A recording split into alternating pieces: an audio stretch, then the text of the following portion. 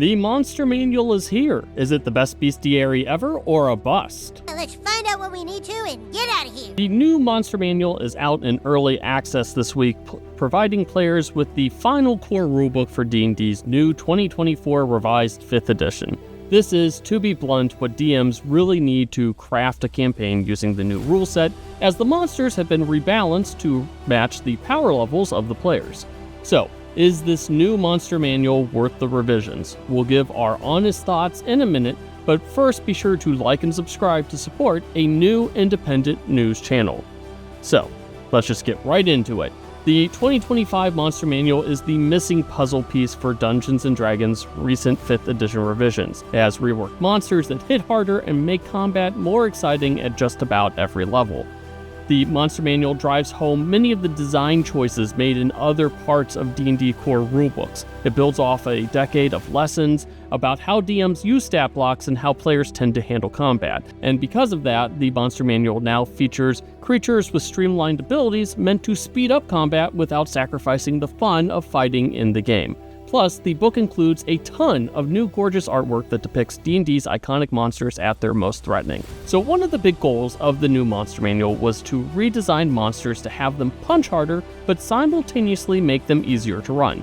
This design ethos can be seen in many revamped monster stat blocks, especially at higher challenge ratings. Lair actions are now incorporated into the stat block, with monsters usually gaining access to an additional legendary resistance and legendary action while in their lair. Additionally, many of the legendary actions are much more powerful than their 5e equivalents, with creatures usually gaining more dangerous options. For example, all of the dragons have lost their functionally worthless detect action, and instead now have new spellcasting options or more powerful attacks in their place. The adult blue dragon, as an example, can cast Shatter as a legendary action, or it can cast Invisibility on itself and then move up to half its speed. While not as strong as a dragon's standard actions, the adult blue dragon can now do a lot more damage over the course of a round, rather than simply deal moderate amounts of damage and soak up hits from opponents. Another major streamlining within rule sets is that monster attacks with effects are either triggered with a failed saving throw or a successful attack roll. This should significantly speed up combat by reducing the number of rolls made during a game.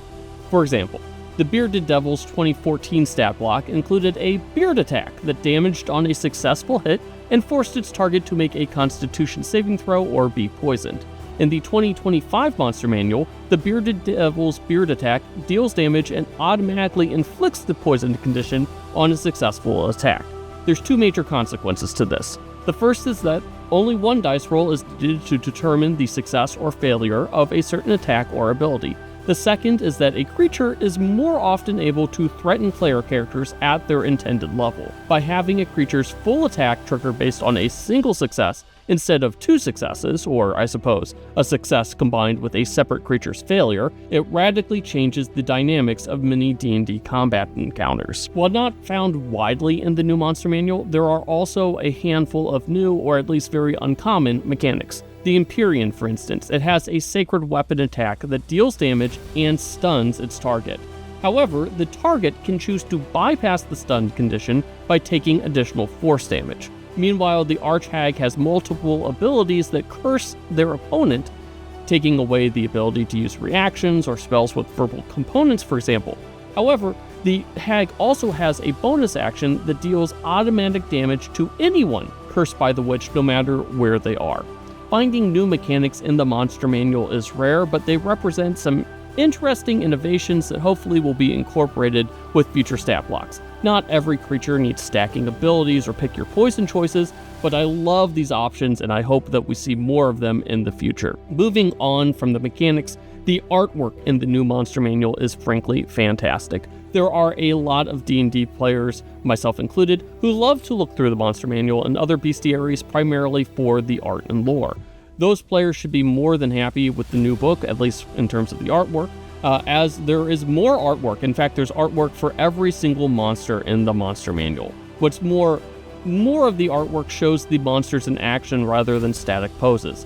One comment made to me by Jeremy Crawford in an interview that will run later this week is that Wizards had found that monsters without art tended to be used less often. So I'm expecting this trend of art for every monster to continue in future books. Now, over the past few weeks, Wizards has revealed several monsters with new creature classification types. Goblins, Aarakocra, lizard folks, kobolds, and kenku all are now classified as non-humanoids in the Monster Manual.